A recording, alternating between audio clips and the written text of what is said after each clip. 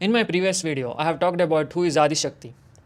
I have told that Adi Shakti is like a coin and Shiva and Shakti are the two sides of the same coin. That is, Adi Shakti is the pure consciousness, and when that pure consciousness is at rest, it is Shiva, and when that pure consciousness is in motion, it is Shakti. In other words, when the pure consciousness does not interact with anything, does not identify itself with anything, it is Shiva. And when the pure consciousness identifies itself with many things and interacts with many things, it is Shakti. So I'll give you an example. See, in our case, right? In our case, our pure consciousness identifies itself with the body and the mind. So that means it is in motion. So our consciousness is nothing but Shakti. That is, it is in the Shakti state. Because it interacts with many things. That is, our skin is interacting with the external world.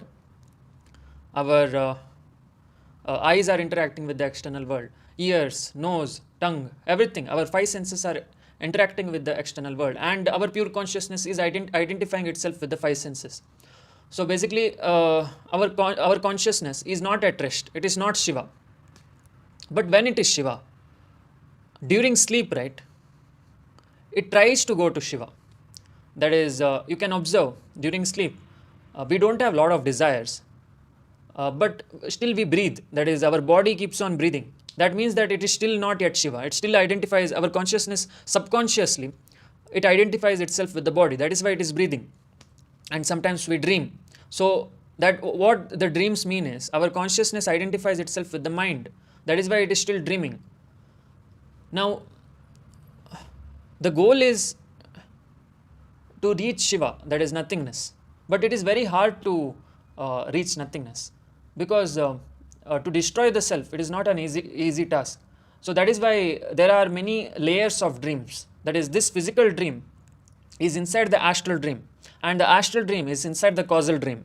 So first, in order to escape this physical dream, we have to not identify ourselves with the body. That time we will go to the astral dream. And when we stop identifying ourselves with the mind, then we go to the causal dream. In the causal dream, there lies our deepest desire. It may be related to the self, it may be related to anything. We don't know why it is existing in this, why it is identifying itself with the body and the mind. We don't know.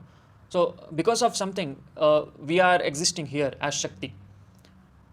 So that is what is there in causal realm. So when we destroy that smallest minute desire inside our consciousness, then it becomes Shiva. There is no self, there is nothing. So finally our consciousness becomes Shiva. Now I would like to give an example of the Dasha Mahavidya. Dasha Mahavidya represents nothing but different modes of our consciousness. That is, when our consciousness is beautiful, it is Tripura Sundari. When our consciousness sacrifices for others, it is Mahavidya Chinnamasta. When it has a lot of knowledge, then it is Mahavidya Matangi. When our pure consciousness has a lot of, it acts like a teacher, then it is Mahavidya Tara. When our pure consciousness tries to earn money, earn wealth, it is Mahavidya Kamala. When our pure consciousness tries to protect the younger ones by destroying the enemies, then it is Mahavidya Bagalamukhi. When our consciousness is depressed or anxious, it is Mahavidya Dhumavati. When our pure consciousness is humble, it is Mahavidya Bhuvaneshwari. And when our pure consciousness protects the younger ones furiously, then it is Mahavidya Kali. And when the pure consciousness is looking after itself for food, sleep and sex, it is Mahavidya Bhairavi. So what it represents is these entities, right, all the Dasha Mahavidyas, represents different modes of our consciousness, and that those entities exist in the astral realm. That is, you are the Dasha Mahavidya, but now you have come in a very small form as a human being. So there are a lot of animals, human beings, species on earth, and all those smaller beings are being governed by the 7 chakras, and those 7 chakras are being supplied with energy by those entities, that is the Dasha Mahavidyas, the 10 entities who are spread across the 7 chakras. So the consciousness is in different forms in the astral realm. and those multidimensional entities are supplying energy to this three-dimensional world, what we call as the physical realm. So that is what has been told in the Gayatri Mantra also, that is Om Bhur Bhuva Swaha, that is Bhur Loka, that is the material realm, is filled with the smaller entities or the smaller consciousness which identifies itself with the body. And in the Bhuva Loka, that is the astral realm, there are consciousness which identifies itself with the mind. There is that is the place where the Dasha Mahavidyas are, and causal realm is the place where our consciousness identifies itself with the smallest part of desire. There lies the Tripura Sundari, that is the Sahasrara Chakra. In the causal realm, Tripura Sundari is active. That is the minutest desire what we have, because of which we have come to this astral and physical realm. It lies in the causal realm, that smallest desire. We don't know why we have come here.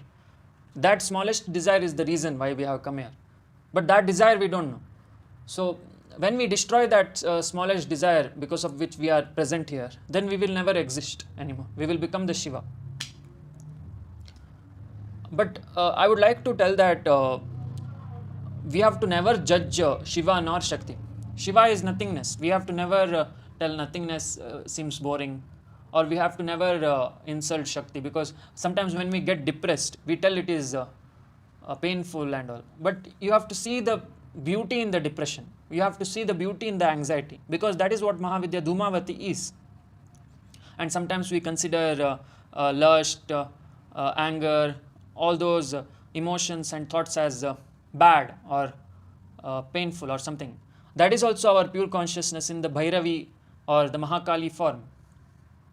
So we have to never judge our consciousness. It is Shakti. So in order to reach Shiva, we have to never complain about Shakti. In order to understand Shakti, we have to never complain about Shiva. So we have to respect both Shiva and Shakti within us. Only then we can transcend. That is what all the advanced beings like Krishna, Ganapati, Subramanya, Jesus, all those entities, enlightened entities like Buddha, Yogananda, Swami Vivekananda did. What they did was they embraced the Shiva and Shakti within them. They never tried to suppress anything. They never tried to judge anything. So only then we can transcend. In order to transcend, you have to never judge Shiva nor Shakti. You have to embrace both of the Shiva and Shakti within you. Everyone are just permutation and combination of Shiva and Shakti. So that's it, guys. I hope you have understood the depth of this video. Thanks for watching. We'll meet in the next video. Jai Mahakal.